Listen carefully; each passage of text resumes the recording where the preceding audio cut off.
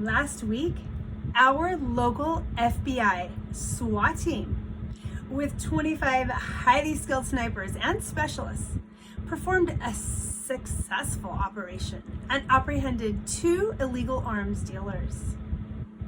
They were selling illegal weapons to violent gang members in our neighborhoods.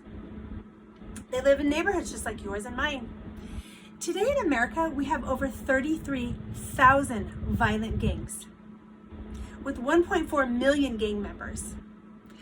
Our FBI agents investigate homegrown violent extremists, domestic terrorists, illicit drug trafficking, crimes against children, human trafficking, and much more.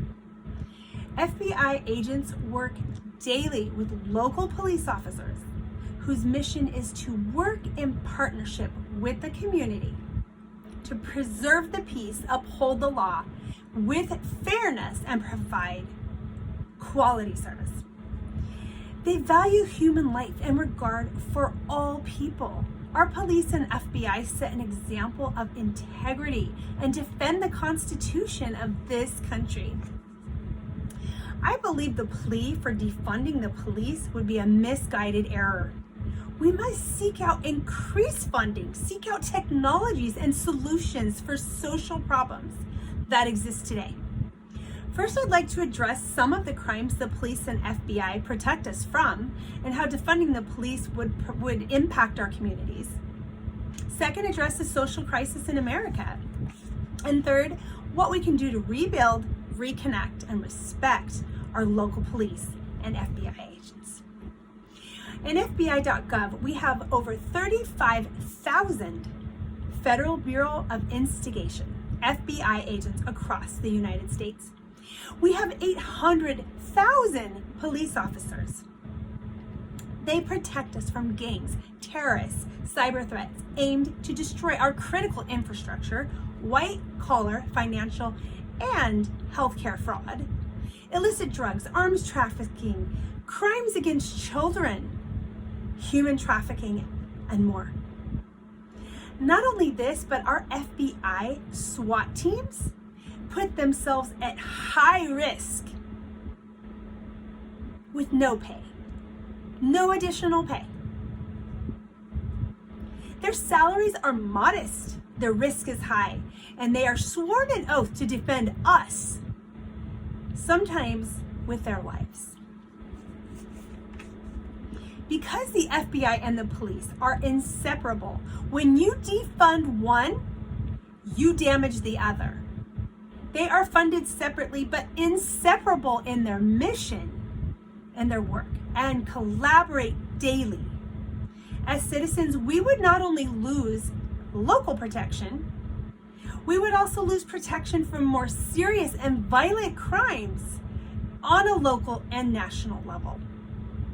For example, the LAPD has 9,000 sworn officers for 4 million people and 700 FBI agents. As citizens, defunding and reallocating police funds to other agencies would have serious other effects. We would experience delayed response to our 911 calls that presents a threat to our public safety. The poor and the elderly, the sick and the mentally ill would be vulnerable to fight the violent and predatory tactics of criminals. Crime creates fear. People are afraid of being a victim of crime. Fear-based decisions are always impulsive, and our bodies, in response to stress, produce cortisol. Long-term cortisol shuts down organ systems. Chronic stress leads to cancer, immune deficiencies, and preventable morbidities. Next, the defunding of advocates want funding to be taken from the police and given to other agencies such as mental health, addiction, homelessness. Social services definitely need an overhaul. We need so much more money from taxpayers. Removing resources, however, from those who protect us from criminals is not the answer. In my experience with mental health crises, which I've had much of, the police advocated for my family.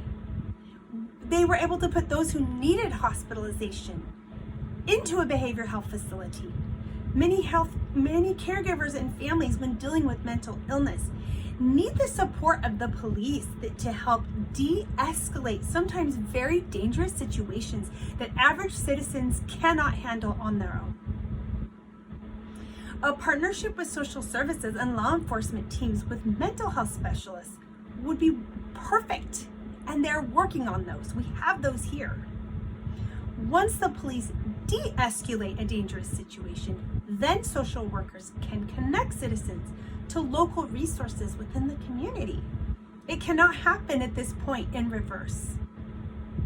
Social workers will not respond to a mental health crisis where their safety is at risk. How can we rebuild, reconnect, and respect our local police and FBI?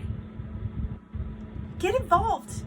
Join neighborhood watch groups. Educate ourselves on our local options to support them. Serve. Know your neighbors. Be aware of who is around you. Create a village within your neighborhood. Show a positive voice and display public support of law enforcement. Write them notes of appreciation to their supervisors. Tell them thank you in public when you see them. Vote for funding to train our law enforcement. Train them on de-escalation, transactional model communication, cultural sensitivity, and most of all, emotional intelligence. First, we highlighted crime, all the negative impact of defunding communities. Next, we addressed the need for social reform, and finally, what we as citizens can do to rebuild, connect, and support our law enforcement. I plead with you, do everything in your power to show gratitude, humility, and respect to our police and FBI. It is essential we continue to increase awareness and funding for training of our protectors, those sworn to improve our lives, increase our safety, and advocate for our freedoms.